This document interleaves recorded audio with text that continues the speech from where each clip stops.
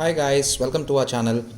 Today we're going to see how to make a delicious dry, spicy and a masaledar recipe from a very commonly used vegetable called bell pepper or Shimla Mirch. So let's have a look at the ingredients. I have taken about 4 large sized capsicum cut into big pieces or huge chunks. You don't want your capsicum to be really soggy, so be sure to cut them into big pieces like these. We'll be preparing a couple of masalas for this. So one masala will entail about 3 teaspoons of coriander seeds or sabut dhania, 1.5 teaspoons of chana dal, 1.5 teaspoons of urad dal, and about 3 dried red chilies. Another masala which we'll be making will use peanut or groundnut. I've taken about 1.5 handfuls of peanut or groundnut. Items for tempering very simple.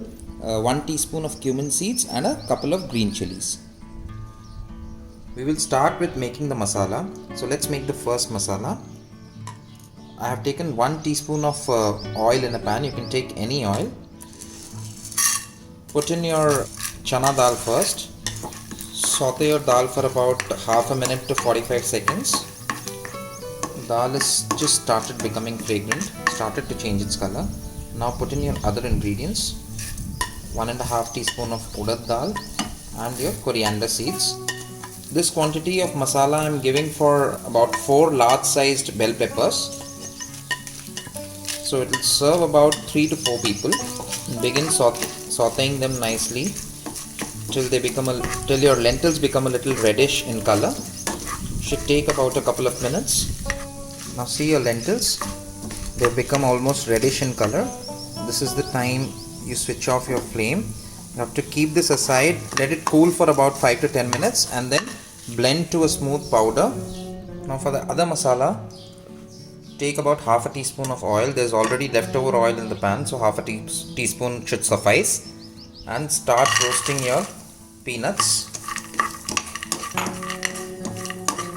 This should also be taking about 2 to 3 minutes. So your moongfali or peanut is also almost done. They've started to change color. You have to allow this to cool for about 5 to 10 minutes and grind it separately into a powder.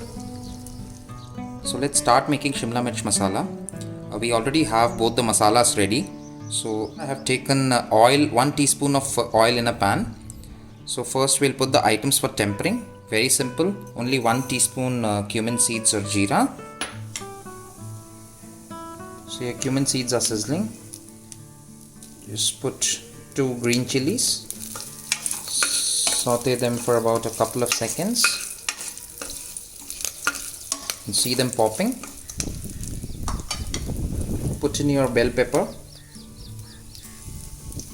This is about 450 to 500 grams of bell pepper.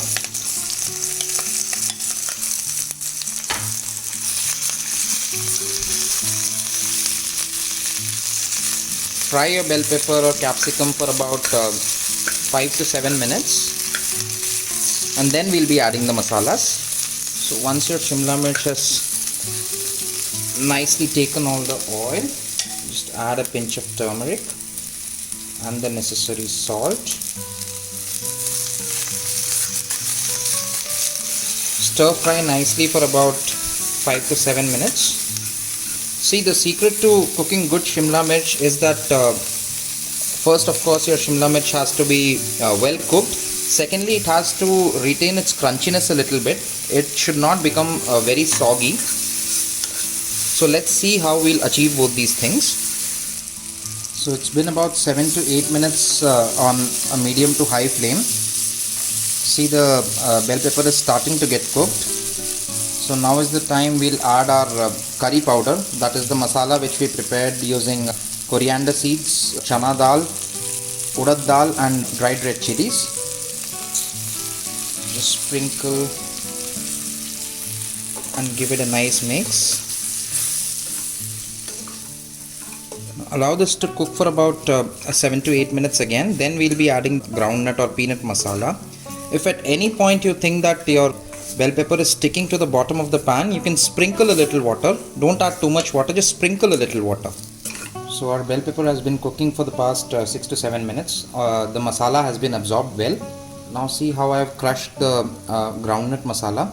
It can be a little coarse, as in you can see some groundnuts. So it will taste good in the ultimate recipe. So you can crush it like this. Sprinkle this all over your curry. Give it a nice mix. If your masalas start sticking to the bottom of the pan, what you can do is you can add a little bit of oil. Let this cook for about 7 to 8 minutes more. By that time your Shimla Mirch should also be cooked to the ideal consistency. So our capsicum has been cooking for 8 minutes after adding the groundnut masala.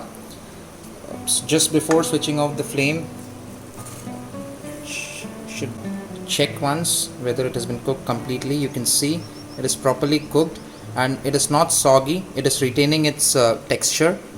That's how it should be. That's the stage when you should be switching off your flame. Our delicious spicy Shimla Mirch masala is good to go with hot rotis or parathas. You can use yellow or red bell peppers also if you have, to make the dish a little more colorful. Thanks guys for watching this video, and please do subscribe to our channel.